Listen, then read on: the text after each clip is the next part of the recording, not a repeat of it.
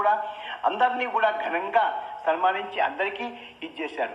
తొగర్ల సురేష్ గారు నిజామాబాద్ జిల్లాలో 12 బుక్స్ రాయడము, పోలీసు విధులు నిర్వహించి ఎందరో మన్ననలు పొంది ఎంతో మందికి సామాజిక రంగం గల విద్యార్థులకి, కళాకారులకు అందరికీ ఈ మధ్య మేటి కవిగా ఆయన ఎంతో నిజామాబాద్లో పేరు తీసుకొస్తూ సమాజంలో పోలీసులకు ఎన్నో తూటాల్లాగా ఎన్నో నవలలు రాస్తూ 12 బుల్లెట్లుగా సమాజంలోకి దించి సమాజంలో సామాజిక సేవ చేస్తూ ఫ్రెండ్లీ పోలీస్ అనేది గుర్తింపజేసే రంగంలో ఆయన నిష్ణాతులయ్యారు.